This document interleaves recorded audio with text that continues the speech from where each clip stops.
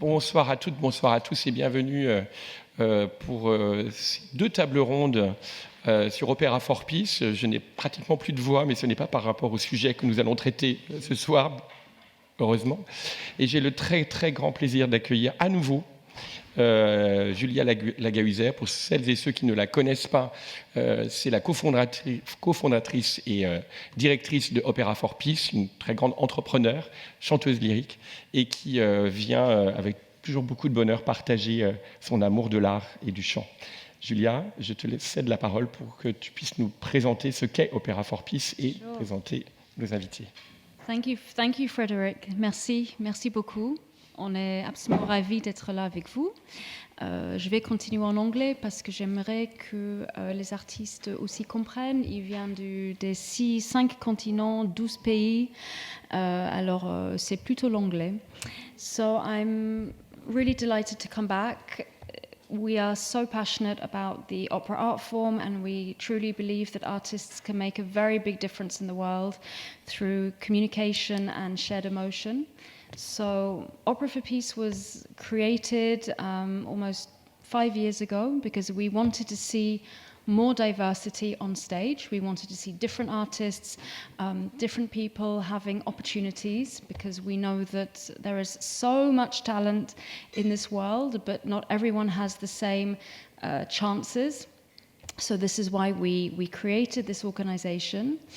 It's an organization that is now sponsored by the European Investment Bank, because we share the same values as the European Union, and we bring people together. So this week is our Opera for Peace Academy 2024. We started in Rome, and now we're in Paris. So the first year was in Rome. The second year was in Paris, and this year we couldn't decide, so we decided to do both cities. So this has been an incredible experience for the artists. It's been very tiring because, of course, there's a lot of things going on. But through our collaboration with the Villa Medici, we had some really wonderful events, different workshops, different things going on. And now we're in Paris. We have collaboration with the Cité Universitaire and also with the Musique Guillemets for our final concert on Thursday. So what is Opera for Peace, and why do we believe in this mission? So as I said, we want to give opportunities to the greatest talents in the world who don't necessarily have these opportunities. In return, we have what we call our social pact, which is that we ask them to become ambassadors for our values and also to become role models for the next generation. So we give a lot, but we also expect a lot in return. And over the past years, we've had many success stories. Already last year, we introduced fantastic Iranian soprano, Farouz Razavi, who, as we know in Iran, women are not allowed to sing. So, we've given her some special financial and moral support and everything we can possibly do to help her become an ambassador for her art and also a symbol of freedom for women. This is one of our success stories. The other one comes from also last year in Sciences Po. We introduced a fantastic Ukrainian called Ihor Mostovoy, who now lives in Paris, who sung at our press conference yesterday, and he was so wonderful, and we're so proud of him because he's now in the Academy of Opéra de Paris. So he's making his own way, he's making his own network.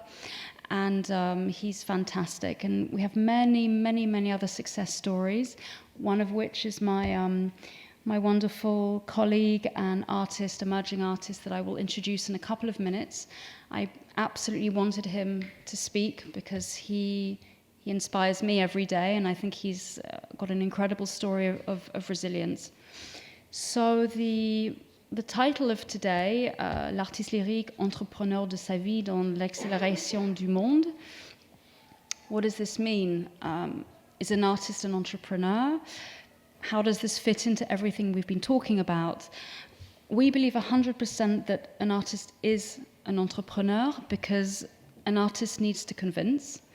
As an entrepreneur needs to convince to get money and to start up his own entreprise. An artist needs to convince by their talent, by their communication, by how they present themselves, which is why with our academies we offer individual training, we offer musical advice, we offer many different things, masterclasses, so that they can really perfection and hone in their talent. So we need to convince as artists. Second point is an artist needs to sell themselves. Why this artist and not another artist? So we do many workshops and many different things around marketing, around communication, around social media. This is a work that we start in the academy, which goes right through the year. So our artists are with us also for the rest of the year. If they need us, we're there for them. And also an artist needs resilience. As any other entrepreneur in the world knows, there are highs, there are lows, this is life. An entrepreneur needs to be able to be flexible, needs to know how to adapt themselves. If there are vocal problems, if something happens, if they need to change roles, if they're moving to different countries. Resilience is such an important thing in an artist's life. And for this, we need network. We need an entourage. They need to feel that they're supported, because what artists do is totally, surhuman. It's one of the most difficult jobs in the entire world, to go on stage, to convince, and to be totally vulnerable. And we'll speak a little bit more about this with Karine later. So an artist is an entrepreneur. I think that I would like to give let Olane speak. Olane is from South Africa. He'll tell you a little bit about himself. He is a social entrepreneur, so he has built up his own business, and he also helps other South Africans, and he gives jobs to other South Africans, which I think is so wonderful, because it's obviously a very difficult country. There is no funding really for the arts at all. So, he's been very creative in doing all of this, and we support him. So please welcome Olane Marman. I don't say his name right, but it's very difficult. Thanks,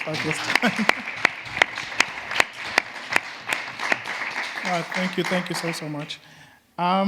It's a pleasure to again be here with you and my colleagues to share my journey as an emerging artist in the opera environment. I think as we get into choosing our career path, where I am from in South Africa, it's very difficult to choose a career in the arts, because arts don't put money, arts don't pay bills easily in South Africa. So you'll have to go to professions like being a doctor, being a scientist, and being an accountant. And fortunately enough, I had to firstly choose to be an accountant as one of my career paths. And I listened to this beautiful music that I couldn't link with, but I was loving what I'm hearing. And I decided, what? After this degree, I'm not going to tell my parents what I'm doing. I'm just going to take a 6-hour trip to Cape Town, where I enrolled as a student in the vocal studies at the University of Cape Town. My parents never knew. They only got an invitation for my graduation to come. And then my mom was like, okay, you've been studying music. I thought you were doing something in accounting. But nevertheless, she did support me, and I was happy for that. So my name, Olane, it encompasses one of those difficult clicks in South Africa that you've got. You've got K, you've got K, you've got K. And I happen to have the lateral click one. So what does this name mean? In Africa, when a child is born, they are given a name according to what happens around nature during the time they are being born. So what happens around nature, what are the changes happening with the environment? So my name is derived from the word uxolo, meaning peace. How is that? So Xolani means peace. So my name encompasses my journey as a stage director deeply rooted in the South African opera landscapes. So having navigated for some few years this industry, I sort of saw and searched that what is it that I'm more passionate about? Am I passionate about being the prima of the stage, or do I want to make something that makes me full and happy at the end of the day? And I felt so much in love with creating. I love creating, and I love creating opportunities for others, emerging artists. And I started inventing into staging, stage directing. So for my postgraduate studies, I decided I'm going to do stage directing. And I loved it so much that I got to work with so many great directors in the Zurich Opera House, at the National Theater. So I got all these mentors teaching me how to navigate also in the European platforms. And one thing that I always feel is this imbalance of scale, that me coming from South Africa, where there's only one opera house that supports the entire sort of like continent in Africa. And I know that there's like one more, but really the only one that we have is in Cape Town, and it's not reaching everyone that wants to access this art form and also share their stories through this art form. And you'll find that you've got 5 opera houses in one city in Europe, and they're all fully booked at some times for the shows. And for us, it's hard to even book half of the opera house to sell out a show. So you don't get much of the funding that we need for producing operas. And then for me, being inquisitive, I sort of like saw, is this person called Julia who's supporting artists in South Africa? Let me just write to Julia and see what happens. And funny enough, Julia was excited to receive my emails and my biographies and portfolio. And then she said, okay, we can do something about this. How about we get you connected through our programs, and you get the skills that you need, and you also get the funding that you would need for this project, but just impress our partners as well. So I had a challenge of impressing, and I love challenges. I take on challenges very much. So that's when I got to meet Julia through Opera for Peace, and introducing me to Opera Vision, where we showcase our South African emerging artist talents through European platforms as well. And not just only supporting singers, but this program also supports stage directors. It supports artpreneurs, people that want to run this art form as a business. And we always sort of like try to find the foundation of us as singers, not just being the entertainers. We're not just going to put a singer there and say, sing, you know, and then you're going to get that small amount of money. But how do we teach our singers to be the businesses that they want to be? So you need to teach yourself as to be a brand. That's number one. I am not just a soprano. I'm not just a tenor that's going to sing and entertain you, but I am the business. And in most times, you will hear people that want to give you a platform just for exposure. That's the term, exposure, all the time, which doesn't pay the bills, unfortunately. You don't go to a supermarket and say, can you give me tomatoes? I just want to see if this lasagna would work just for exposure. No. So singers are also businesses, and they should be also taught how to brand themselves as businesses. That's number one. And then utilizing the tools that are around you. We can always try to find money somewhere, but we tend to forget that there's already a community that gives us these tools that we also need. You know, so firstly, we look outside the door. What do I have outside the door that I can utilize to develop this art form into what I envision it to be in the process? So one of the primary challenges facing South African opera industry is that we lack of infrastructure and resources, which you could compare to European countries. So while in Europe we boost century-old opera houses, state-of-the-art training facilities, and funding mechanisms that are available, South Africa struggles with limited investments, outdated infrastructures, and also a scarcity of educational opportunities for our emerging artists. So for me, despite these challenges, I've decided I'm going to start an organization called SA Opportunities, so which is South Africa, of course, the SA, and then Opportunity. It stands for the opera that brings opportunities, that could also bring unity to us. So through this initiative of SA Opportunity, we have the opportunity to address these disparities head on and create more inclusive and vibrant opera ecosystems. So we provide training to other emerging artists like myself and also getting them a step into the educational field as well. So one organization that has been, of course, an instrumental in supporting my journey is, of course, Opera for Peace. And I believe that is founded on the belief that music has the power to unite and heal communities. So Opera for Peace has provided me with a great support, mentorship, and opportunities for growth. Through their global network and innovatives programs, I've been able to collaborate with artists from diverse backgrounds, showcase South African talent on an international stage, and advocate for greater investment in our local opera infrastructure. So as an emerging art stage director and founder of SA Opportunity, I'm deeply grateful for the support and your commitment to empowering emerging artists and promoting cultural exchange does align perfectly with what I'm trying to push for SA Opportunity.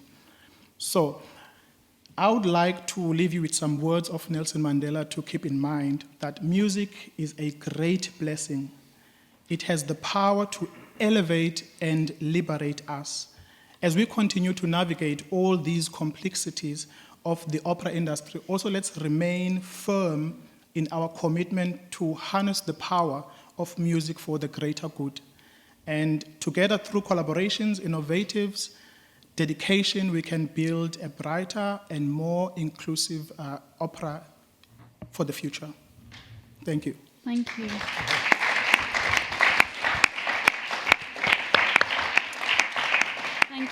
Thank you so much. There is so much talent in South Africa. It's mind-blowing. We have a soprano with us, Kayakazi Madlala, who will be singing for you later, and she's the most amazing talent ever. So we're happy to have her with us, and we're happy to support South African artists. Mais c'est très rafraîchissant. Hollande, voilà. Hollande. Non, c'est très rafraîchissant parce que c'est... on a besoin d'espoir et on a besoin d'énergie. Une énergie. Et vous diffusez cette énergie qu'à la fois l'incarnation de la paix et aussi cette dynamique musicale. Et je pense qu'on va laisser maintenant la parole à Natacha Vella, qui est la doyenne de notre école du management et de l'innovation et qui est une férue d'art, je viens d'apprendre, qui est en fait la présidente du conseil d'administration du Centre de musique baroque de Versailles, qui a donc une appétence pour la musique, mais qui forme les jeunes entrepreneurs ici à Sciences Po. Et donc, ça va probablement faire résonance à ce que vous venez de dire à l'instant, comment voilà, une doyenne aujourd'hui conçoit l'entrepreneuriat en lien avec l'art, et qu'est-ce que ça veut dire pour une doyenne aujourd'hui d'accompagner ces jeunes dans cette direction. Merci, et merci pour cette invitation, je suis touchée. Et I don't know if I should do it in English or in French, perhaps in English, that's probably more appropriate. As you wish. It's a honor for me to be among you because I have a lot of appreciation and admiration for all those who choose arts, but in particular music, as a main subject for life. I think the common ground here is that we understand, and when I say we, science also understands that how important music is from a neuroscientific perspective or civilization perspective. It's at the core of humanity. There's a universalist value in music which expresses a lot of what we are as humans, and the link with peace is really obvious. So I think the groundings of Opera for Peace is really set at the right place.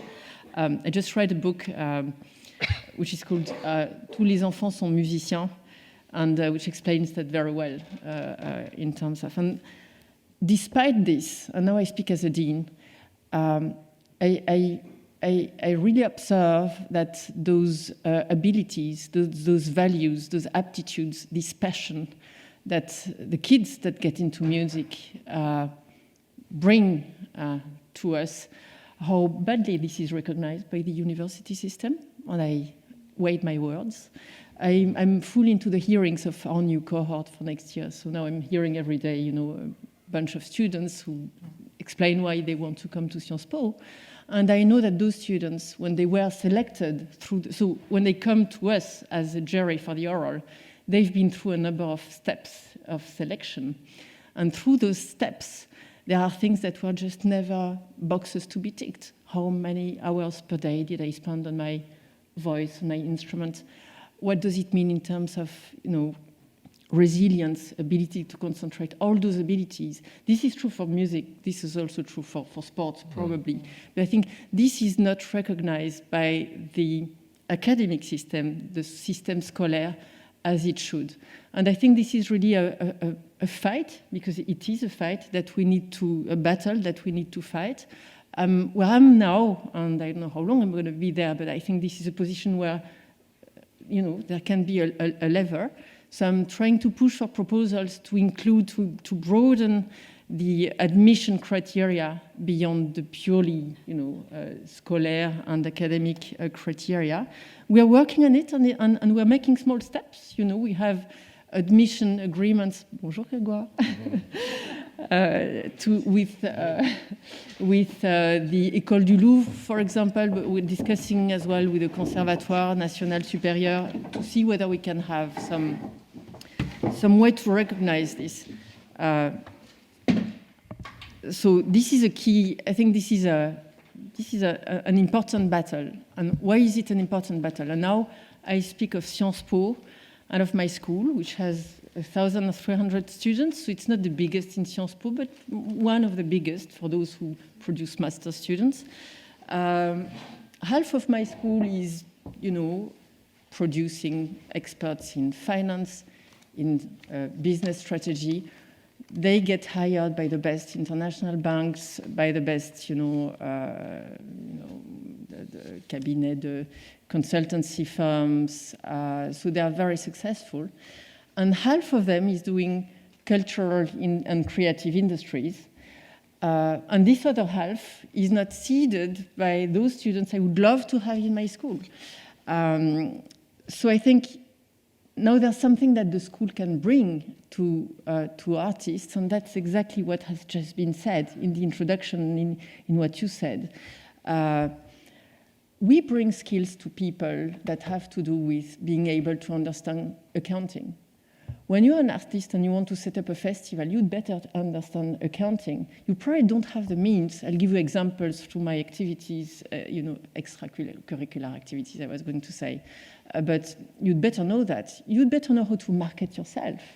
We have fantastic classes to market, to do marketing for artists with a new cursus called New Luxury and Art de Vivre, for example, where we have, dimensions of history, cultural history, dimensions of sociology, new marketing techniques, etc. This is all. Why shouldn't this be applicable to the music industry? The music industry today, and I'll come back to that, is segmented, and now I take my economist hat, because before being a dean, I was an economist, as Fulcheri knows. And you're still an economist. Yes, to some extent, yeah, but doing a lot of administration in the meantime.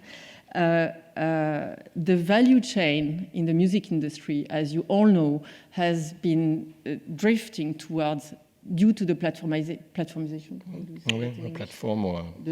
The appearance of platforms and the way the value added in that chain is being shifted away from the producer, the creator, the producer of content, the interpreter, and into something that is concentrating a lot of revenues. And this battle needs to be able to understand the stakes and to defend your rights, if you want to present that way. You need to understand law, how the legal systems compare across the Atlantic, for example. How do you make sure you could use European institutions to protect you, etc., etc. And if I do the description of what my external idea is that an artist would need to be successful in this world as an artist, to be efficient at doing this, and not to end up spending 70% of his or her time doing those admin things because the skills are not there and not being able to focus on art.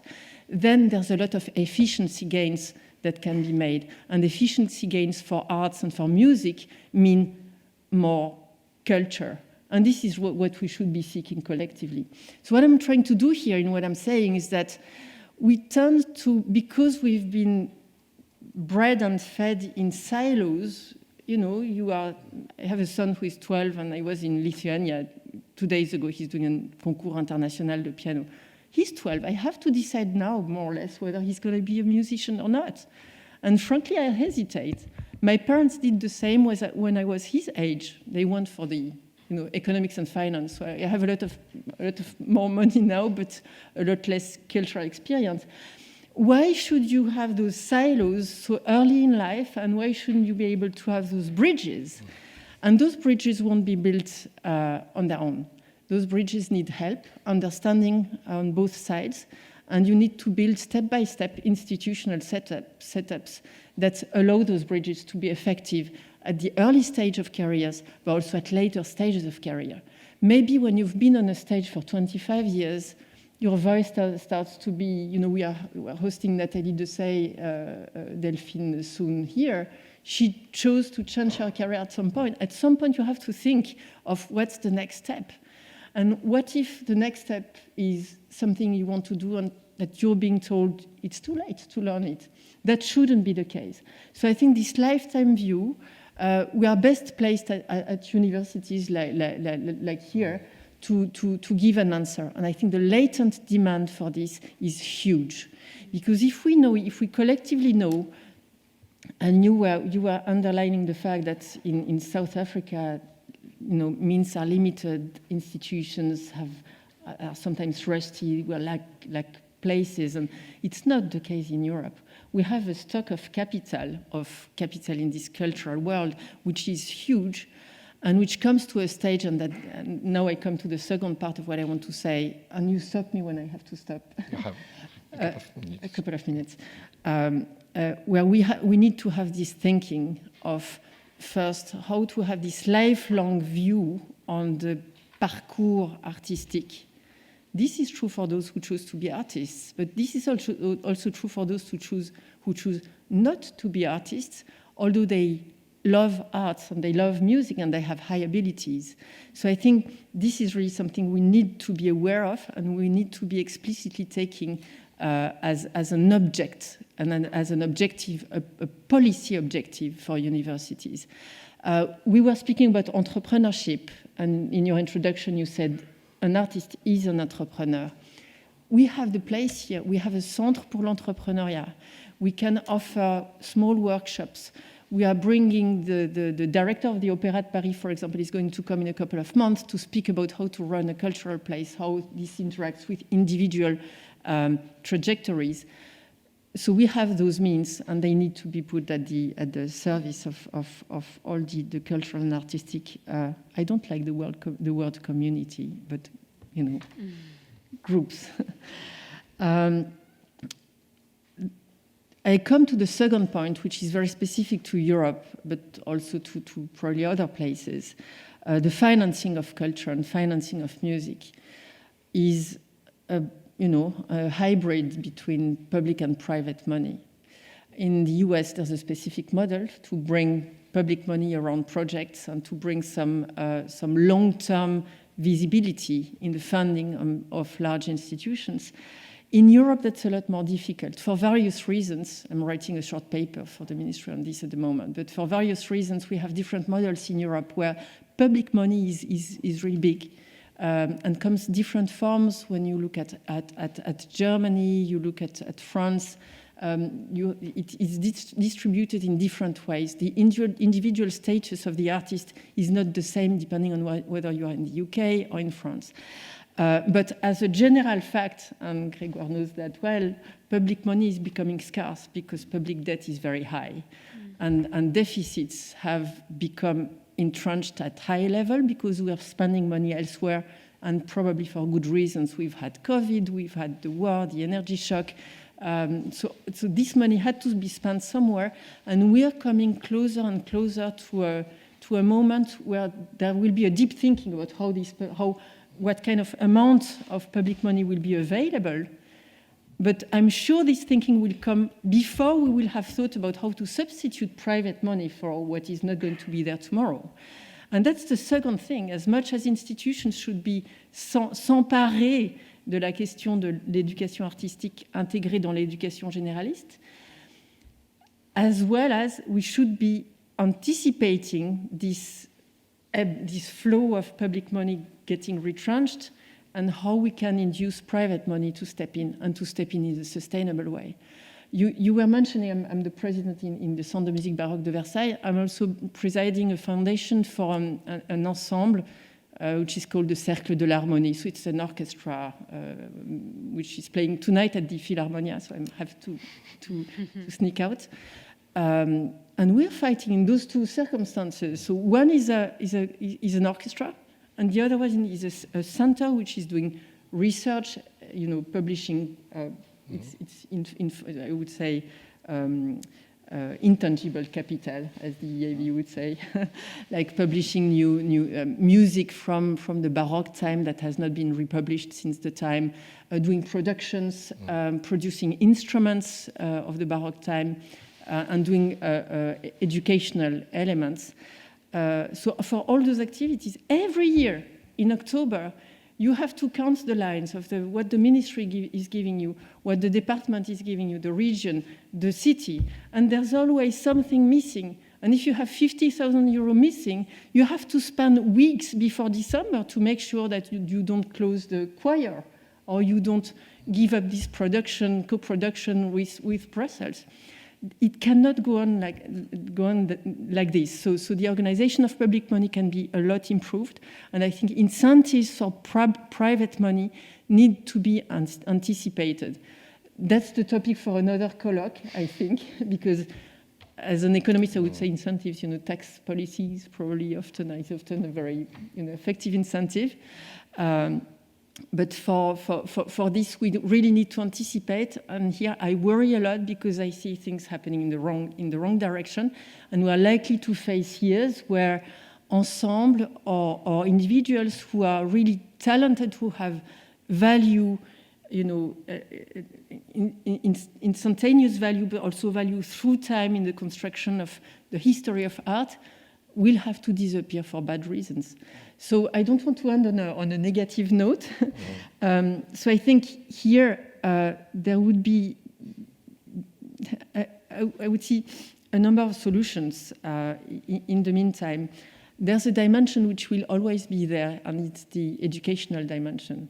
I mean, unless music disappears, there will always be the need for teachers, for someone who transmettre. So I think this is a function that has a value in the current, environment, education, and that can be, artists should be involved in transmitting, probably even before they leave the stage, but that's something to be thought of.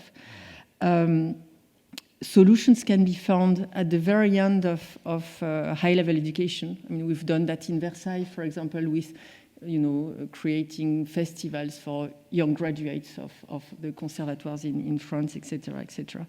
And Europe can help a lot, because I think it's, and I'll close on this in the same way I started, music is at the center of our values, not even culture, because culture is polysemantism and culture, so it's a bit ambiguous, but it's at the core of what we are as human, and it's so universalist that this is really consubstantial to the European identity. And I think it makes a lot of sense to have the EIB here at the table. So thank you very much. Thank you, Natasha. Thank you, Natasha, for sharing your experiences, and also to focus on I think the important aim for you, for young artists, to go beyond a narrow specialization and to be aware of all the skills you have to cultivate in the city, but also for you, for your own career. So, le dernier intervenant est arrivé. Short time. Grégoire Chauvière de Drian, chef du bureau de Paris, chef du bureau de Paris de la BEI. Et donc, on vous laisse quelques minutes quand même pour partager votre expérience par rapport au sujet de ce soir. Thank you very much, and sorry for my delay. I just kept some words important that Natasha highlight: Europe and culture, youth, artists. And particularly, she mentioned the fact that we have to build some bridge.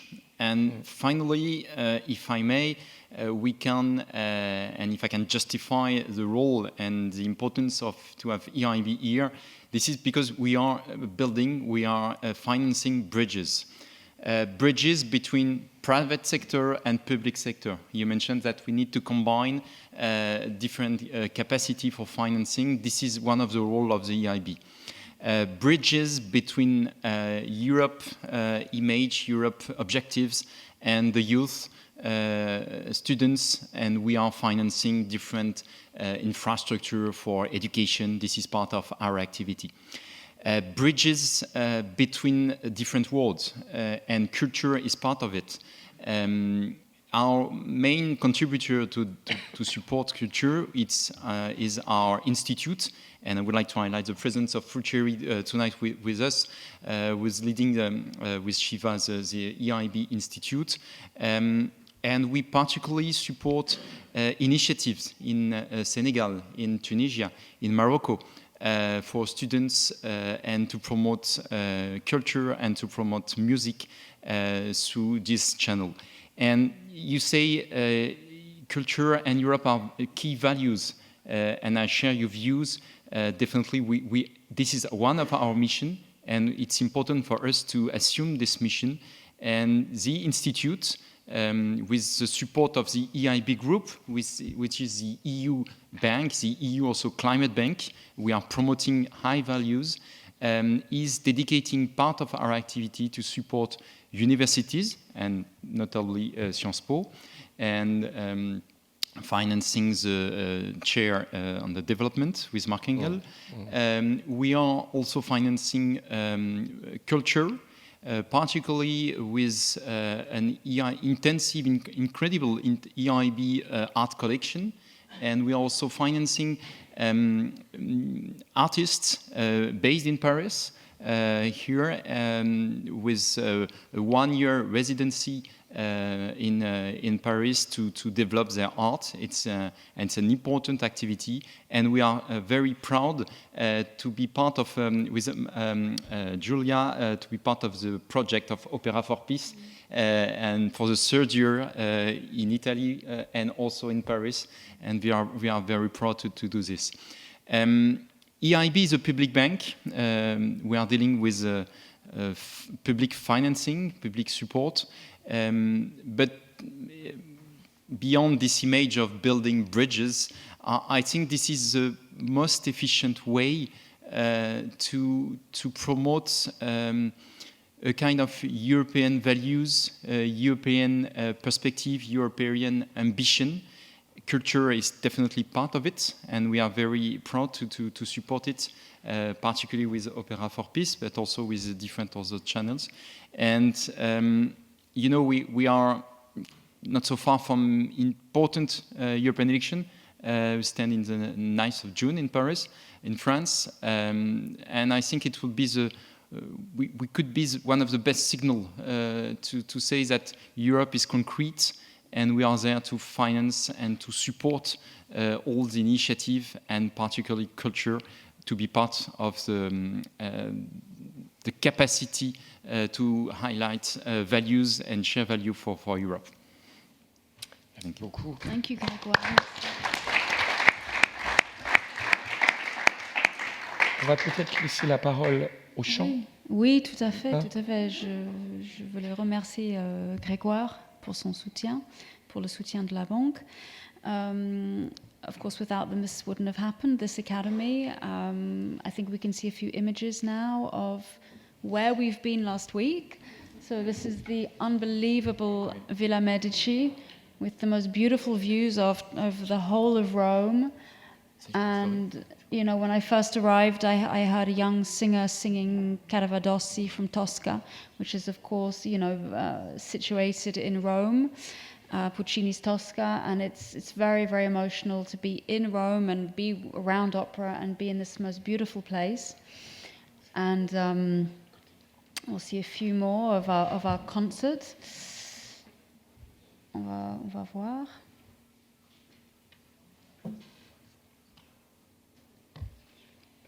Okay, technical problems, that's fine. We'll see those afterwards. I would now like to invite our 14 participating artists of this year's Academy to come up on stage. Please, don't be shy.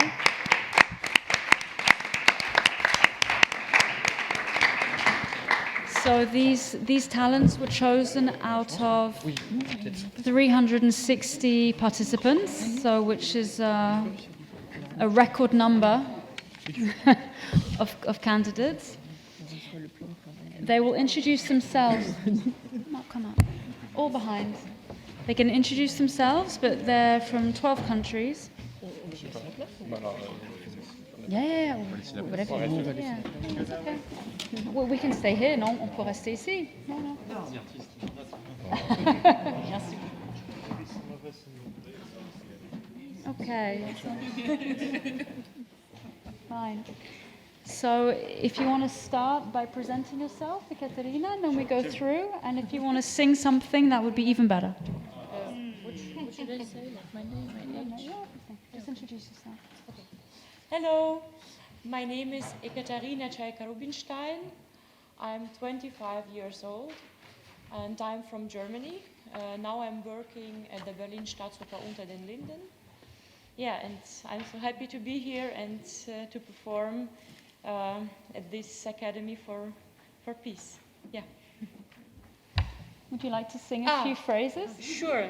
Just let me take a note because this is important. So I will present for you a small part of a Ukrainian folk song.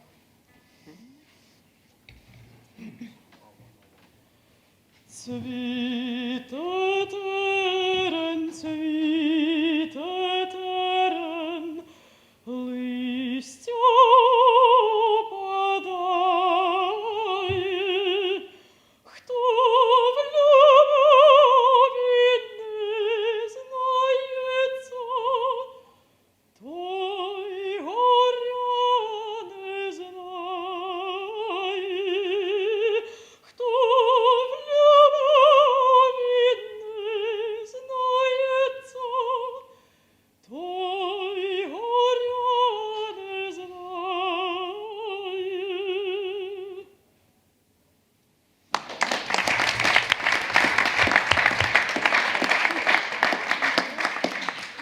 Hello everyone, I'm Victor Jiménez Moral.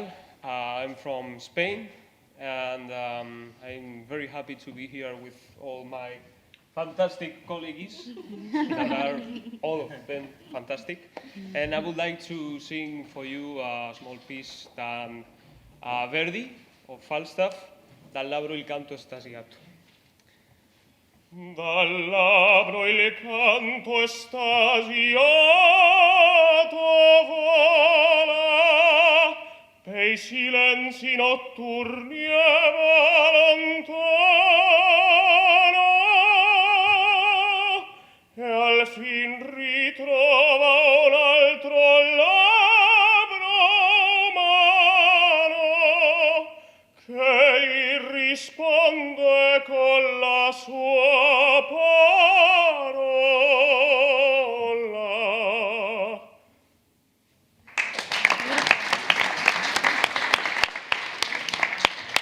Hello everyone, I'm Arturo Espinosa from Chile, bass baritone. I'm also a music teacher. I did the Academy of Palau de les Arts in Valencia and Fábrica de l'Opera di Roma. I'm really happy and proud to all of us because we are making beautiful things here. And I would like to present for you a little extract from Don Giovanni that we are making also tomorrow in the concert. Discendio gioia bella, o gioia bella, vedrai che tu sei quella che adora l'alma mia, pentito io sono già.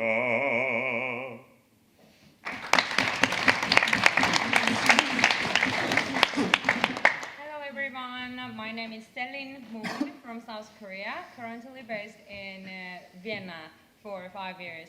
And I'm so honored to be part of this wonderful Opera for Peace Academy. And thank you all, Team Opera for Peace, for your wonderful supporting. I really enjoy it. It's such a pleasure. And I'd like to present one of Korean traditional song.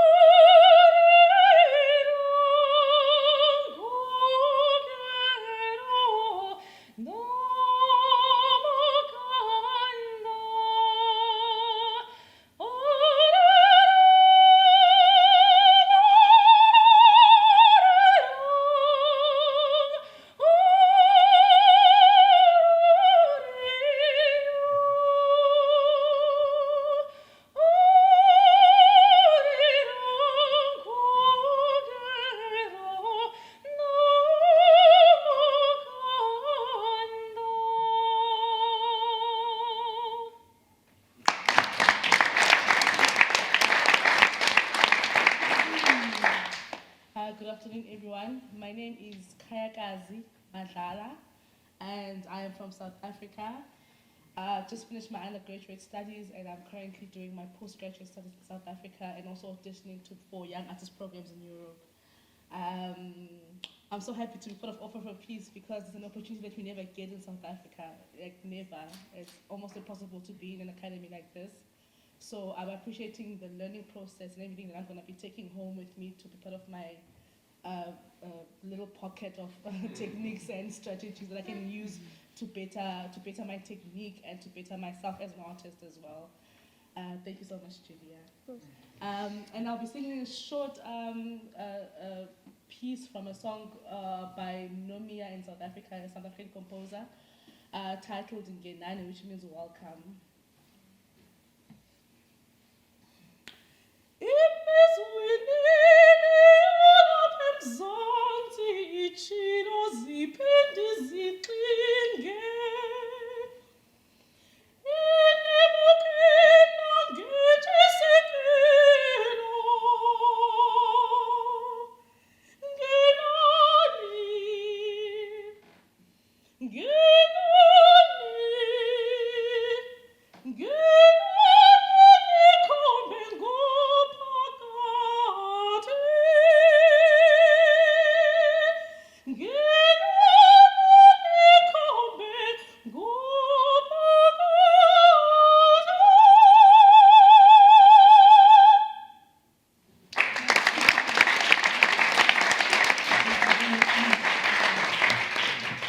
Hi everybody, my name's Sam White.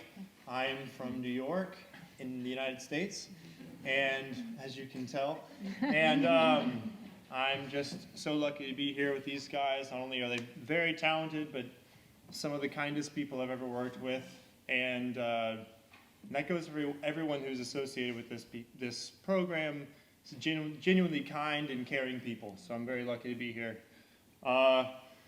I see there's a theme here, so I'm gonna go ahead and switch to English, and I'll sing something from My Fair Lady. I won't sing the entire thing. People stop and stare, they don't bother me, For there's nowhere else on earth that I would rather be. Let the time go by, I won't care if I can be here on the street where you live. Thank you.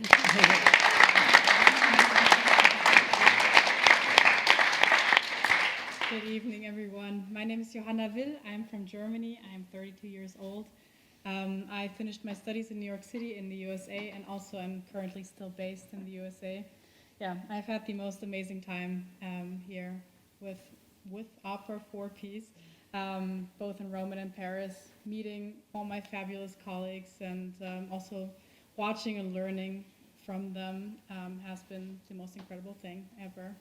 I'm currently, unfortunately, on vocal rest, so I will pass it on to my other fabulous colleagues.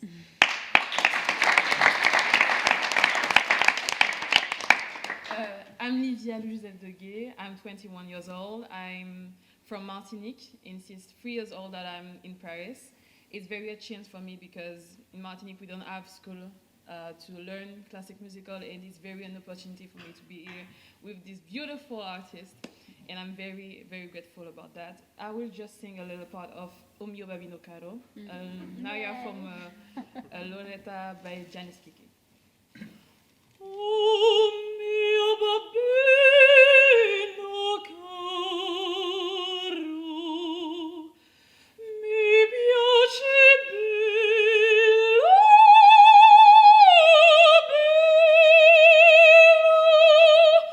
volare in Porto Rosso a comprare.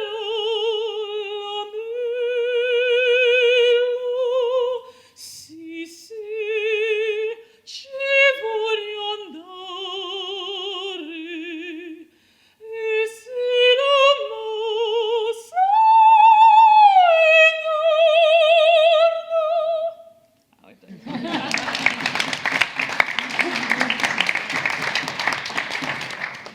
Hello, everyone. My name is Hannah Jones. I am originally from Houston, Texas, in the United States, and I'm currently based in New York City as well.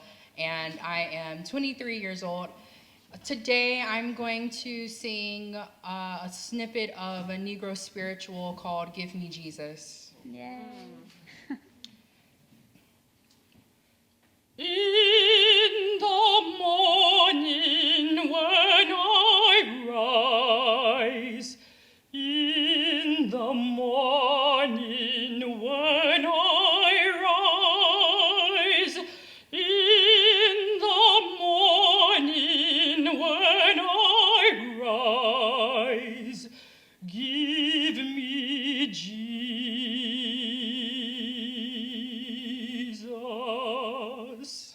Thank you.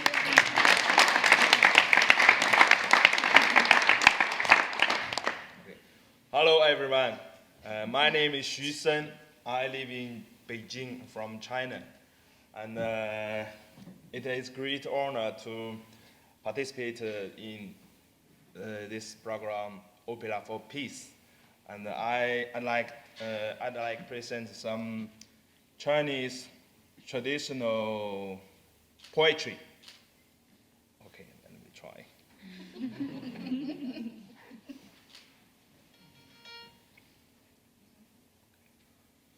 春花秋月何时了？往事知多少？小楼昨夜又东风，故国不堪回首月明中。春花秋月何时了？往事知多少？小楼昨夜又东风，故国不堪回首月明中，雕了一曲又在，只是朱颜改。问君能有几多愁？恰似一江春水向东流。问君能有几多愁？恰似一江春水向东流。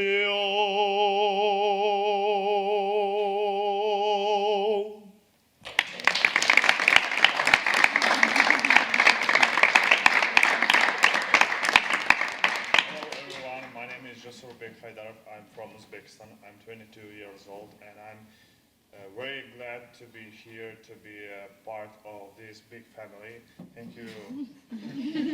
Thank you so much for everyone. So I'm going to sing a Russian folk song. Прощай, радость, жизнь моя, знаю, едешь без меня.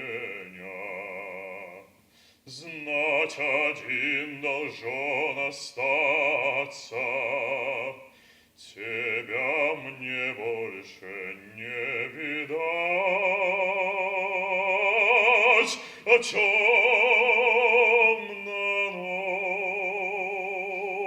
ночах, ноченька, ой, да не спится мне.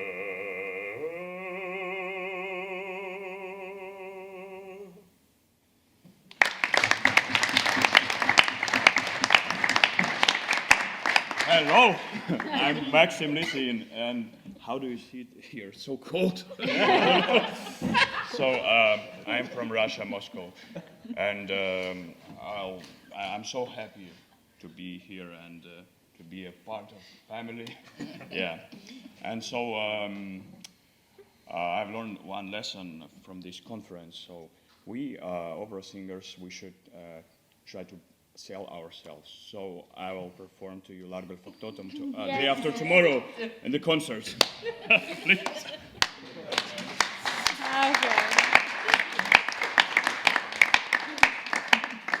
Hi everyone, I'm Naoki. I'm 32 years old and from Japan. I'm proud to have been able to participate in this academy. So I am a pianist, so I can't do anything right now. That's okay, that's okay. Thank you. And I just want to say that this family of artists have been prepared by the most unbelievable coach, our artistic director, Kamal Khan, who's going to stand up and take his applause. And all our team of coaches and ambassadors, because here we can see René Barbera, who is a huge star, who sings in Opéra de Paris. We had masterclasses also with Larry Brownlee, with Brian Jade, with Sumi Jo, with Thomas Hampson, the biggest singers in the world, and colleagues of Karine Day, who is with us as well, who is an immense artist. So thank you to everyone. Thank you.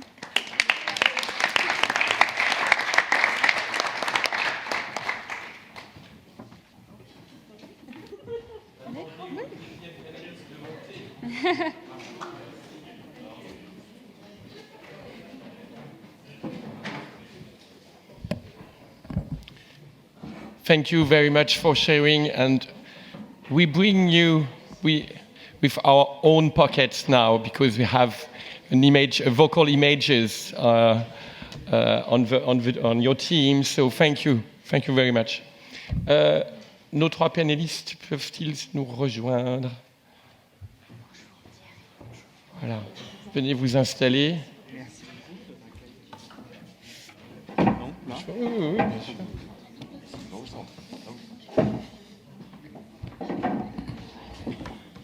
C'est vrai qu'il fait froid. C'est vrai que moi, il fait plus froid ici. Non, ça va. Alors, on va enchaîner tout de suite pour se réchauffer avec donc ce deuxième panel avec Jean-Philippe Thiellet, qui est président du Centre national de musique, ancien directeur adjoint de l'Opéra national de Paris. Karine Dehaye, qui est également, elle, mezzo-soprano. Elle nous rejoint, elle est là. Et puis Thierry Teboul, que peut-être Jean-Philippe nous présentera. Jean-Philippe, veux-tu bien commencer? Oui, je ne vais pas chanter. Non, tu vas chanter d'autres chansons, nous raconter d'autres choses. Bonsoir tout le monde. Je vais parler principalement en français pour deux raisons. D'abord parce que c'est toujours bien de parler français, et puis parce que ce que j'ai à dire, I've already told them last week in Rome, so I will speak mostly in French. Le sujet de cette conférence, c'est l'artiste entrepreneur dans le monde lyrique. Et en quelques minutes, je vais planter le décor. Ensuite, Karine donnera un caractère très concret et réel à ce que je dirais de manière un peu théorique. Et puis Thierry, que je présente, qui est le directeur général de l'AFDAS. Alors l'AFDAS, c'est un opérateur de compétences. Ça veut dire qu'il est très compétent et qu'il est opérateur. Ça signifie qu'il gère les mécanismes de montée en compétences, en fait tu le diras mieux que moi, montée en compétences de différentes branches professionnelles. Ça veut dire encourager la formation, mais aussi la lutte contre les violences ou le harcèlement à caractère sexuel. Donc on se parle très souvent avec Thierry. Et par ailleurs, il est chanteur. Et il nous expliquera comment, dans ce secteur particulier qui est l'industrie musicale, et encore plus particulier le monde lyrique, on doit quand même parler de compétences, de montée en compétences et de formation.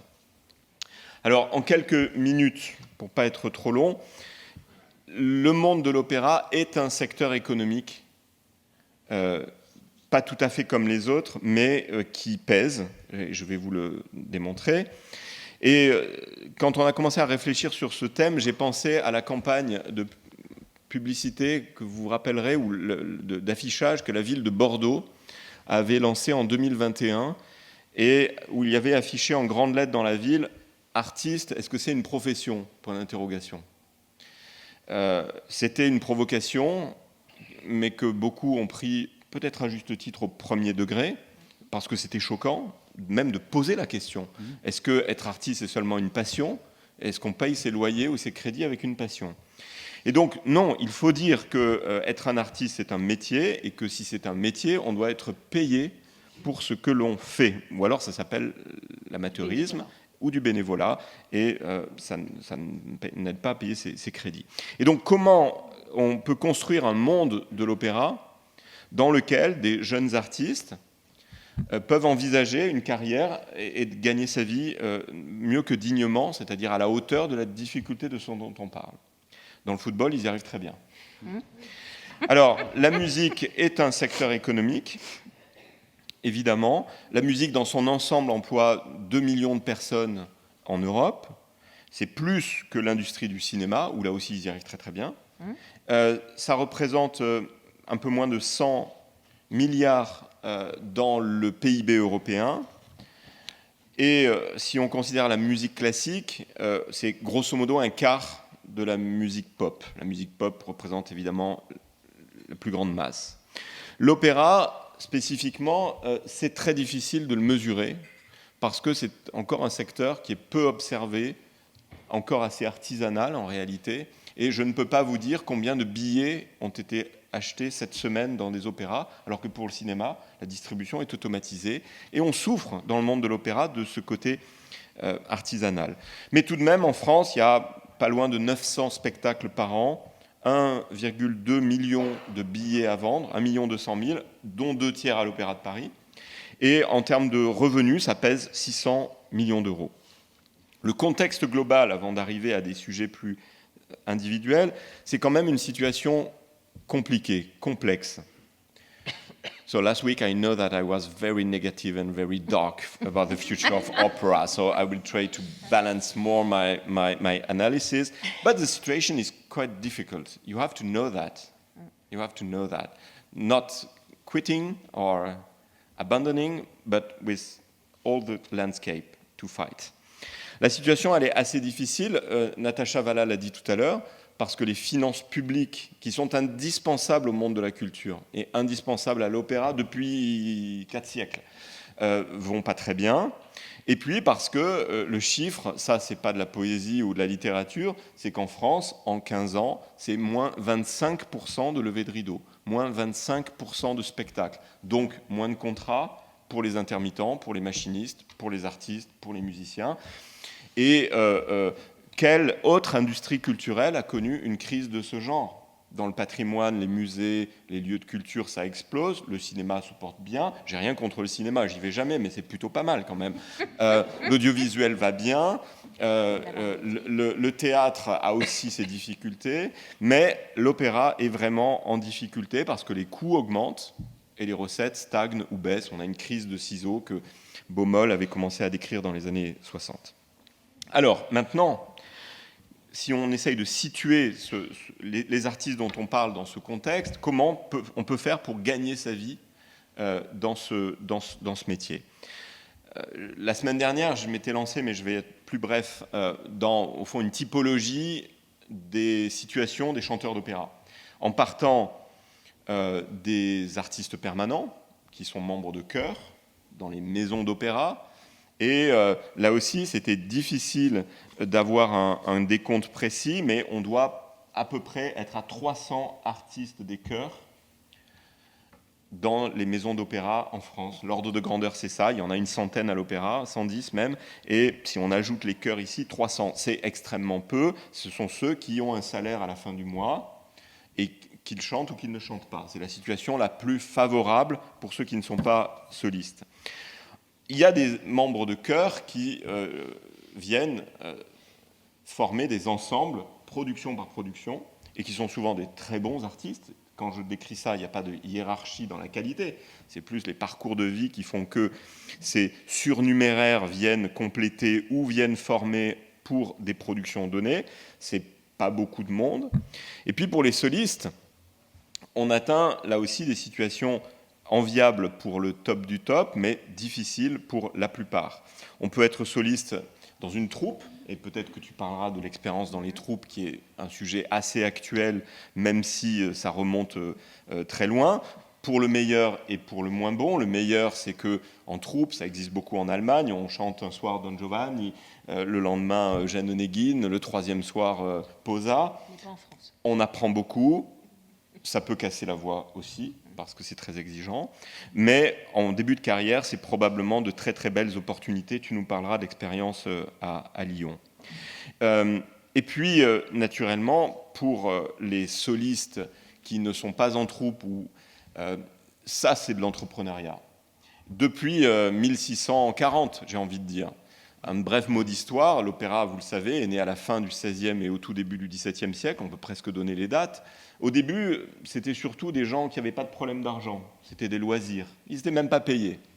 Petit à petit, ils se sont fait payer. Je pense à Peri, à Caccini, à des gens comme cela. Alors ils étaient payés parfois en nature.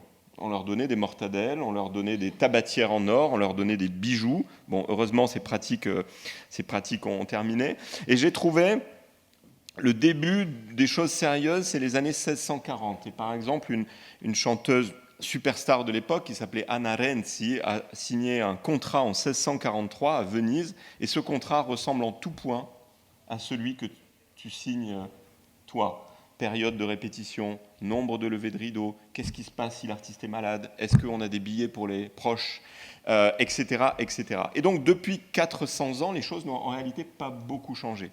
Cet entrepreneuriat, je vais m'arrêter là parce que tu vas nous le décrire, mais c'est l'incertitude, la fragilité, parfois, c'est une vie qu'il faut choisir, le changement de lieu de résidence, les frais que ça implique pour le logement, la complexité administrative pour les visas, les autorisations de travail, pour les impôts, il faut avoir un bon comptable ou une maman qui aide, ou des proches ou un agent. Et le mot agent est évidemment très important, mais ça, nos jeunes collègues le savent.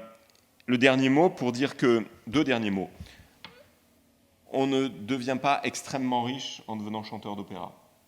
La semaine dernière, j'avais dit que si un chanteur avait 40 dates dans l'année, qu'il avait un cachet de 3 000 €, ça faisait un revenu de 120 000 € avant impôt, avant de payer les appartements, l'agent, 10%, parfois plus à l'étranger d'ailleurs, et qu'un chanteur qui est payé 3 000 €, c'est pas négligeable en réalité.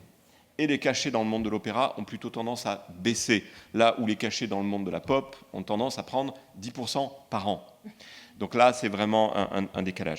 Et donc, cette description a pu apparaître très sombre, mais je pense qu'il faut le dire aux jeunes artistes, je le disais. Mais mon dernier mot aujourd'hui, ça sera vraiment pour dire que vous avez aussi de la chance. My last words will be more positive than last week, meaning that you are lucky as well, not asking you every morning if it's okay to go to the office. I am enjoying going to my office because I love my job, but I'm sure you love singing, you love music, you love going in front of audiences. That's the most exciting and the most difficult thing I know. And so keep the faith, keep the fighting spirit. You will succeed, and you have to know the difficulties, to study more and more, and be brave because we need you. We need opera, we need singers. That will be my last words. Karine, à toi.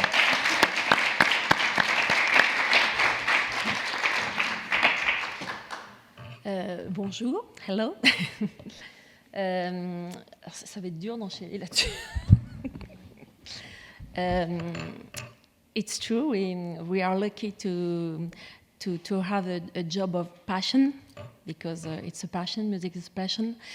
But it's difficult, it's true, especially in this moment, because I began the job 27 years ago now, and I can see the difference. And we had more rocks before, it's true, and now it's more competition. And I think it's important to diversify our job. It's important to be on stage to do an opera, but it's important to do a recital too, chamber music, I'm sure, really, and to diversify the styles too. If you like to sing, for example, Baroque music, classical music, 19th and after music, contemporary music, it's really important now to diversify our job. Because I remember now during the COVID period, we didn't do opera. I think it was for me, for example, 18 months, no opera for me. And I was really lucky at this period because all are closed in France, for example. But I was lucky to work in Monaco or in Spain because it was always open. And I was really happy in this period to sing because if you don't sing, you have no money. It's true. It's our job. We are not in the troupe in opera. We are not in the chorus. And for me, no singing is like a punishment. For me, it was really like that. Yes, punishment. Yes. And finally, I was really happy to sing in the other country for that. But it's really important to do opera and recital, I'm sure, really. And it's better to have a job because we need the both, I think. The recital, it's important to be on stage and to say really the words, interpretation for a role. And recital, it's good for the job after in the opera. Mixed, it's really important to mix. I'm sure about that. And it's true, we are an entrepreneur. No, because we manage our life, our job, And for example, I have to book my travels, I have to book my flats. Is not my agent for that. And I have to book my shooting photo, for example, my recordings, and we have to do a planning for all, and it's really difficult to manage all, and for that we need a good agent to support us, good coaching, comptable. Oui. It's a really complete job. And for example, when Jean-Philippe spoke about different jobs in the culture, if you win for example, for the cinema, if you win an award, yes, an award, César or Molière, you can earn more. And for opera, for classical music, is not like that. You can win, for example, 3 victories of classical music, and your fee maybe go down, for example. So it's completely different about that. But it's true, it's a passion, and we are really lucky to do that every day, every morning. So good luck. If I may, Karine, I have a question for you before Thierry. You said you have to diversify. Yes. But you have also to probably anticipate, probably we know for a dancer, 40 years old, and you have to change your profession. For a singer, it's probably more complex because we don't have a cut in the career. And as a woman, what does it mean to anticipate and to imagine the future? And I think that you have also to anticipate such things, even though, of course, it's very far away. But what could you share concerning this anticipation? Yes, anticipation about roles, for example. When we are young, you can sing the young roles. And after 20 years, we can change the repertoire. It's true. More for the ladies, it's true, than men. But it's good to do that also because it's not the same role. Because after 20 years, it's good to change role, I think, because after 10 productions, for me, for example, that's enough, and it's good to change the roles. But we have to think about that. It's true, because to sing and to play, for example, a Cenerentola after 50 years is more difficult. It's true. And the Prince has always 30 years, and Cenerentola 50 is a big difference after on stage. No, it's true about that. But I would like to say about troupe. I was in troupe in the Opéra de Lyon before when I began, but it was different than Germany. We didn't sing a different role each day. It was really different. We have a production, one production by month, and to learn the job, it was really good. It was a good experience for me, because after conservatory, I didn't have experience, and I go to the troupe during 4 years, and I learn a lot of roles, and we had a lot of coaching. Languages coaching and pianist coaching, and it was a good formation. And if you didn't be in the production, it was possible to see the other singers. And I remember I can listen at this moment Roberto Alagna, José Van Damme, Marella Devia, Nathalie Dessay. And it was fantastic to learn, to see the singers on stage. I remember that. It was a good experience for me, really good. And in Lyon, in Opéra de Lyon, there is also, for example, maybe you know more, Ludovic Tézier, for example. Yes, he was in Opéra de Lyon in troupe too. And Stéphane Degout. And Stéphane Degout, it's true. Yes. Paul Gay, good yes. team. Yes, good team. It's true. Good. Jean-Philippe, peux-tu présenter J'ai déjà présenté Thierry, qui donc ne va pas chanter non plus, mais qui va nous dire, vu de cet opérateur particulier qu'est l'AFDAS, ce que le rapprochement du mot entrepreneur et le mot artiste, et notamment chanteur lyrique, t'inspire. En tout cas, on est curieux d'entendre ça. I don't work in English, so I don't think in English. Alors, je vais parler français. En français. On reste en français. Bon, d'abord, on va essayer de remettre un peu d'espoir dans cette histoire. En vous écoutant, m'est venu un pseudo-syllogisme, pardon pour l'abus de langage, mais finalement, les entrepreneurs sont des passionnés, la passion est le vecteur de l'artiste, donc les artistes sont des entrepreneurs. Je ne suis pas tout à fait sûr que ça soit si simple que ça, et je ne suis pas sûr qu'en faisant cet abus-là, on ne se trompe pas d'homologie, et je dis pas d'homologie et pas d'analogie, quand on compare l'artiste à l'entrepreneur. Pour moi, ce qui est intéressant dans l'homologie entre l'entrepreneur et l'artiste, c'est le chemin qu'il suit. C'est-à-dire que pour moi, la question de l'entrepreneuriat, c'est d'abord une méthode pour faire entreprise.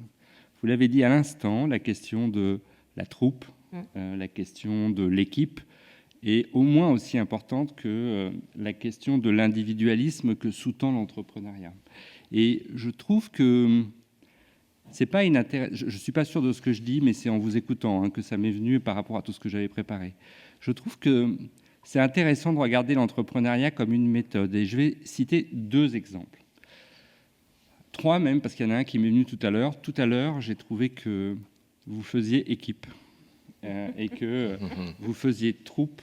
Et pourtant, vos talents individuels étaient manifestes sur scène. Vous avez chanté individuellement quelque chose. Et pourtant, vous vous êtes tous regardés et vous vous êtes tous encouragés des yeux pour faire équipe. Dans le monde dans lequel on vit, il y a certes la baisse des budgets publics, tu l'as dit, mais il y a aussi un phénomène que j'observe et qui est quand même tout autant inquiétant, qui est pardon, je vais inventer un mot, déjà je parle en français, mais en plus je vais inventer un mot, la festivalisation du spectacle vivant, qui me semble être un vrai sujet aujourd'hui, et qui parfois empêche de faire troupe, et qui parfois empêche de faire équipe. Parce que finalement, ce qu'on regarde aujourd'hui, c'est que les troupes, elles sont posées dans un lieu, elles prennent le temps de s'installer dans un lieu, de se développer une culture d'entreprendre ensemble. Or, les festivals ne génèrent pas ça. Ils génèrent l'éphémère, ça peut être une troupe qui tourne, vous allez me dire, je sais bien, je connais les limites de mon propos, mais néanmoins, en allant de festival en festival, en ne se posant pas dans des lieux culturels, d'ailleurs ont du mal à les faire vivre d'ailleurs, probablement qu'on n'encourage pas la question de la troupe. Or, tout à l'heure, on a vu que vous faisiez troupe. Je vous donnerai 2 autres exemples. Il se trouve que j'étais dans le jury du programme de la ministre de la Culture, La Relève, et on a distingué, on a recruté donc 101 personnes qui vont être formées d'ailleurs à Sciences Po pour diriger bientôt. Voilà. Ils vont être accompagnés par un opérateur qui s'appelle Les Déterminés et qui est spécialisé dans l'entrepreneuriat. L'idée, c'est que pour des personnes qui n'ont pas réussi à s'émanciper d'une forme de déterminisme social, on va leur apprendre à s'en émanciper aussi à travers la technique de l'entrepreneuriat, comment on devient acteur de sa vie et pas subir sa vie. Je trouve que c'est un bon exemple ici pour commencer quelque chose. Et on a accueilli avec la ministre les 101 lauréats vendredi dernier, ou il y a 15 jours, je ne sais plus. ce qui était intéressant, c'est que déjà, ils faisaient bloc et ils faisaient culture ensemble et ils faisaient entreprise ensemble, et ça, c'est plutôt intéressant. Le deuxième exemple, c'est que dans mon ancienne vie professionnelle, j'ai contribué à créer, j'ai même fait le programme, pardon pour l'absence d'humilité là, mais c'est pour le coup je l'ai dessiné, le programme de l'Académie des comédiens de la Comédie Française. C'est la notion de troupe qui m'a fait penser à ça, puisque là on est vraiment dans une troupe avec plusieurs éléments de la troupe derrière tout ça. Un, la promotion, la notion d'être une promotion ensemble, de faire un chemin ensemble. Deux, d'avoir un mentoring derrière ça qui est assuré par les pensionnaires et les sociétaires du français. Et donc il y a aussi derrière la notion de troupe, la notion de transmission. Et trois, on avait bâti un programme qui incluait deux thématiques, qui n'a pas été facile à faire avaler aux jeunes élèves comédiens sortis des conservatoires, parce que ce n'est pas ce qu'ils attendaient forcément. Un cours d'entrepreneuriat pour pouvoir conduire un projet artistique comme un entrepreneur. Exemple, aller chercher des subventions, connaître son écosystème, ce que c'est que déposer un dossier dans une DRAC, ce que c'est que... Voilà. Et ça a totalement chamboulé les choses, parce que il se trouve que ça fait 15 ans que ce programme existe, à raison d'une dizaine de comédiens par an. Moi, j'en rencontre de plus en plus souvent. Ils ont créé des compagnies, ils ont développé cette culture de la troupe et cette culture d'un management collectif d'une œuvre artistique, à la manière dont le français leur apprend, c'est-à-dire qu'on peut être sur un premier rôle, un second rôle, être metteur en scène un jour, changer de fonction, etc., etc., ce qui participe d'ailleurs de l'ouverture de ces missions. Donc je trouve que ce troisième exemple-là, il est assez typique de ce qui, pour nous, peut constituer à l'avenir des axes de formation pour les artistes. Aujourd'hui, les artistes ont tendance à on engage à peu près 800 millions d'euros par an, ce qui n'est quand même pas une petite somme, en formation. Alors, pas que pour la culture, on a aussi le sport, et on parlait tout à l'heure du sport. Ils sont avec la culture parce que, justement, eux, ils ont des choses à nous apprendre sur le fait qu'ils sont payés pour s'entraîner, pas les artistes. Et je pourrais continuer comme ça les analogies à l'envi. Mais ce qui est intéressant dans cette histoire, c'est que quand on a 800 millions d'euros dans la main, on peut quand même essayer de changer un peu le monde. Moi, je ne rêve pas de devenir président de la République. Le matin, quand je me rase, je rêve de changer un peu le monde. On peut l'infléchir en essayant d'avoir une offre de formation et de faire de l'ingénierie de formation autour de ces questions d'entrepreneuriat, à condition de ne pas tomber dans la caricature de départ, celle que j'évoquais sur le fait que, oh là là, c'est quand même drôle ces analogies entre l'entrepreneur et l'artiste. Pour moi, je ne suis pas si sûr que ça. Je pense qu'il y a une singularité de l'artiste, il n'y a pas forcément une singularité de l'entrepreneur. En revanche, chaque artiste devrait suivre une formation en entrepreneuriat, parce que pour le coup, là, c'est une façon de redevenir acteur, c'est une façon de ne pas subir toutes les choses dark et sombres que vous a raconté Jean-Philippe tout à l'heure, et qui sont pourtant une réalité, c'est-à-dire qu'on peut faire semblant que ça n'existe pas, ça existe. Je terminerai par un chiffre quand même. Un artiste, un intermittent du spectacle a une carrière moyenne entre 15 et 20 ans. Ça ne fait pas une carrière. Donc quand vous disiez qu'il faut préparer quelque chose, c'est d'abord redevenir acteur et se dire que c'est moi qui vais conduire mon projet. J'ai une stratégie, et cette stratégie, j'essaye... notamment par l'ouverture que vous avez évoquée et dans cette table ronde et dans celle d'avant. Cette ouverture, elle passe aussi par la formation, à mon avis, vecteur majeur d'émancipation par rapport à tous les événements négatifs qu'on a évoqués jusqu'ici. Merci beaucoup. Frédéric, Thierry, tu me permets de traduire en anglais, ou tu veux le faire? Juste les derniers mots. Just a few words for the non-French-speaking colleague. Just the conclusion of Thierry. He said that beside your music formation training, you should have training in management of your own career. Not to learn how to pay tax in Uzbekistan, because it's probably quite different from France or Germany, but how to build a project. Where should you go? How should you build a strategy communication strategy, economic strategy, patrimonial strategy. If you earn a lot 1 year, what should you do with this money? Because the year after, it will probably be different. So what Thierry said is you should think about strategy and management of your own career. It's probably obvious, but still, that's not the most important of your life. The most important of life is sustain, diaphragma, role. We agree with that. But think about the management of your own career. That's the message. It's your first soft skills. Right. We have time for 15 minutes, I think, for questions and discussion. So we could collect, for instance, 1, 2. Are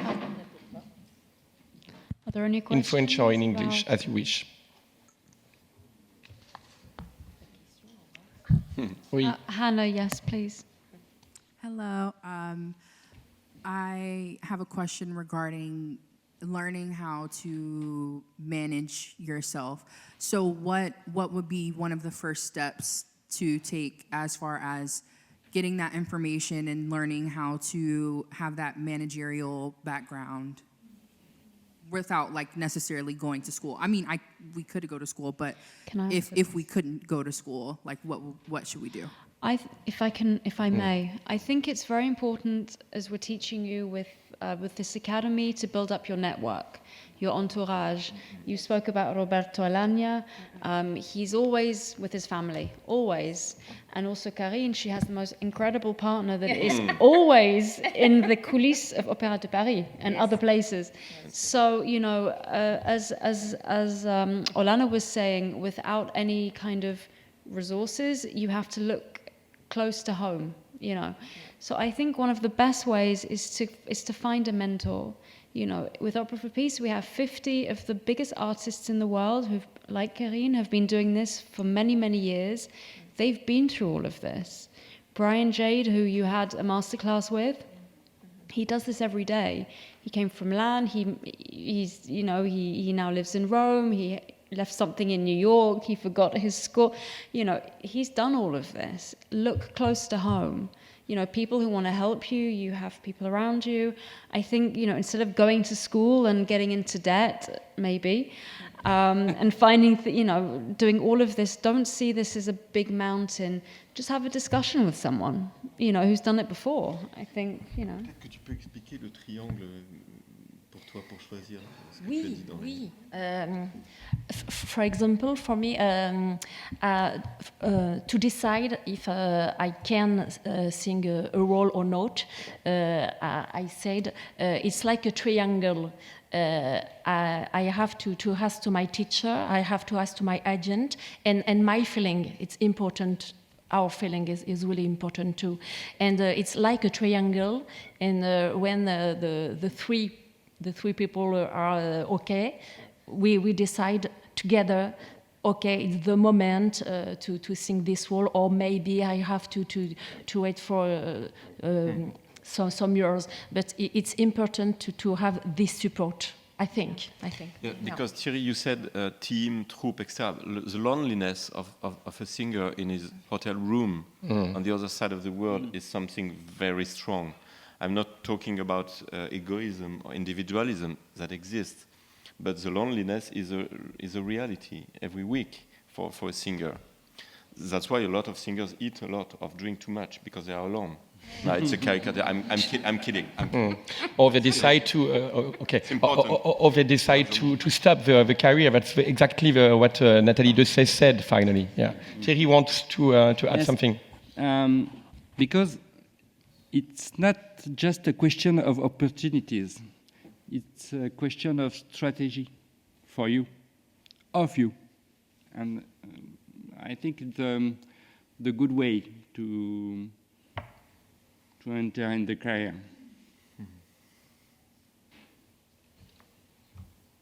Autres commentaires ou questions?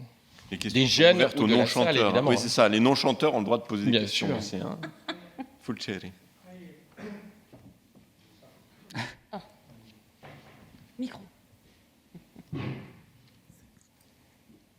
I got the feeling today that the entire approach is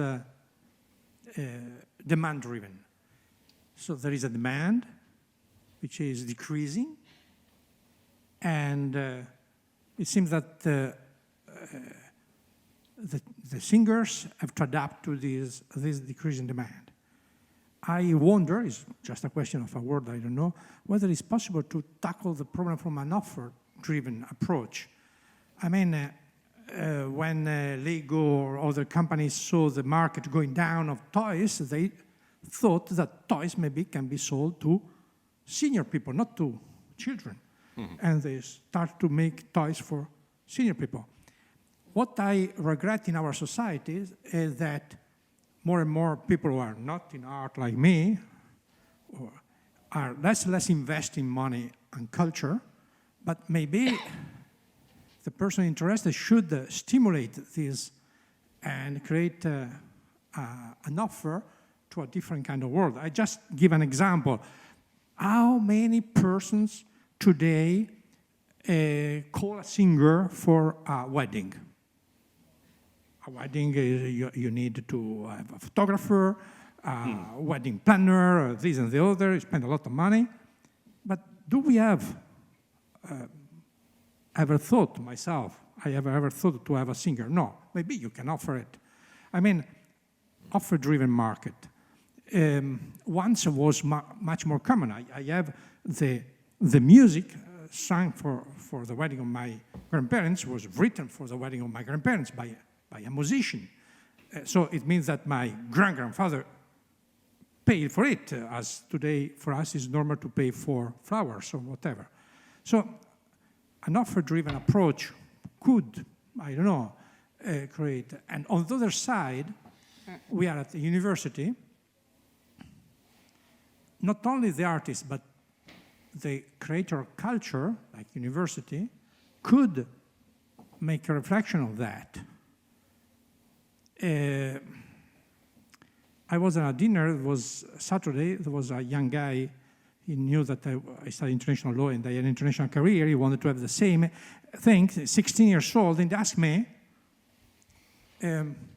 what do I have to start to read about law to prepare myself to enter university? I said, you're 16.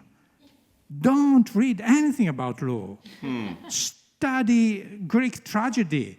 Study literature. Study Flaubert. Study something else. Create yourself as a person. Now, how many persons, he was very surprised. How many persons today say that?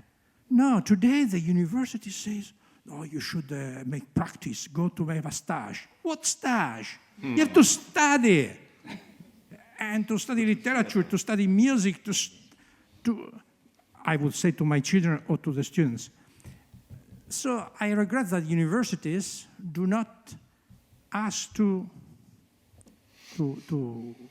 their students to be more cultivated, and maybe they could create the offer. Well, I think Sciences Po is trying. That's exactly the point, yeah. Yeah, this is the point. I mean, this is amazing.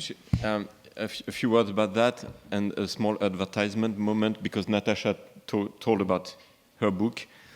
That's the theme of my last book, The Future of Opera. The decreasing demand, the rising costs, where will we go? And you can be pessimistic, the action is better. So action. Convince the politician to invest in music. We all have this problem in Germany, in Italy, in France, in Spain. Politicians don't have any interest in opera.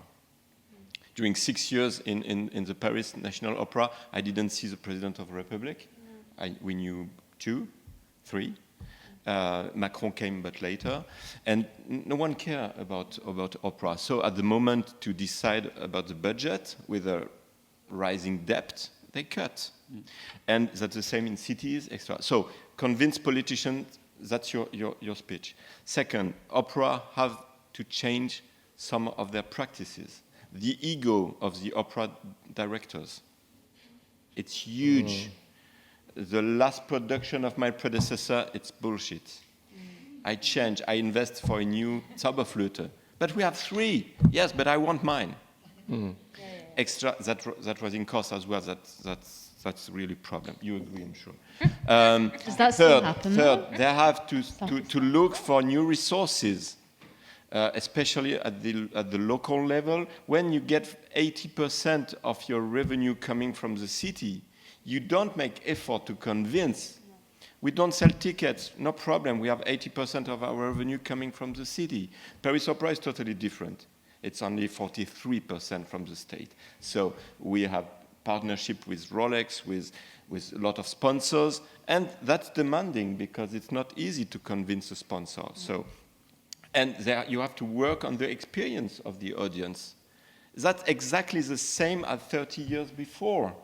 You buy your ticket, you go, if you are rich, you buy a cup of champagne, and then you go back. It's not enough.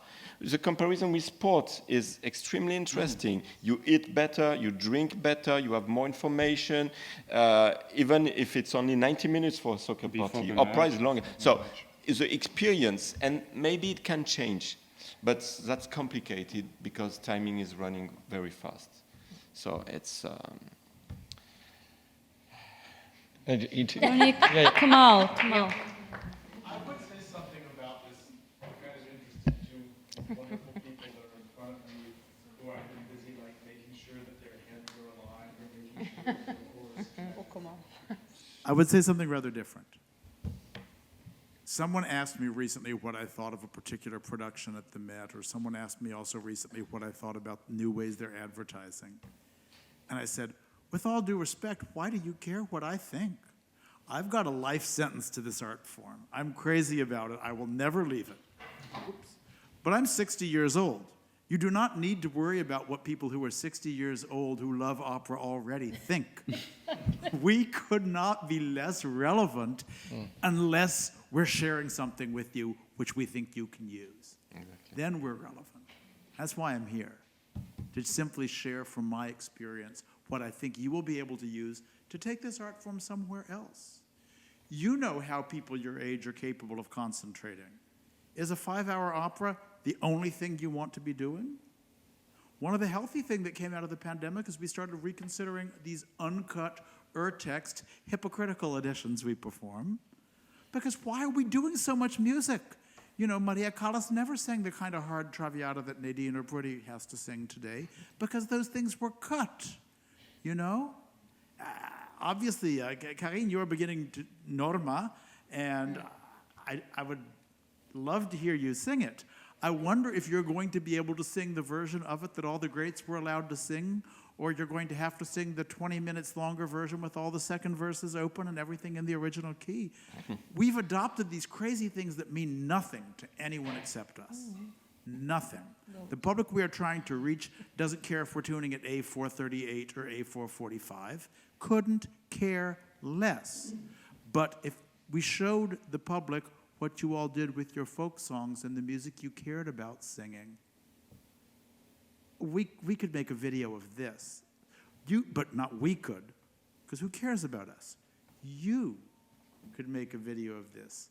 Folk songs is one thing. Sung by voices of quality like yours and passion of yours, I don't see anybody doing this. I don't see anyone making a serious attempt to commercially market quality separate from the kind of music you're singing. Because quality is quality. Beauty of voice is beauty of voice. The beauty of spirit that you all display by having worked on your instruments like this. I cannot believe that there isn't a market for it. There may not be a market for it the size of Taylor Swift's market, but you don't need that big of a market to be successful. So take what we give you and run somewhere we've never seen. Yeah. C'est une très belle conclusion. Merci à tous les trois. Merci Julia de ta fidélité, de venir partager avec nous à Sciences Po l'expérience et les voix. Et on vous souhaite une très belle fin d'académie. Et bonne fin de soirée à toutes et à tous. Merci. Merci beaucoup. Merci. Merci beaucoup. Tu viens jeudi?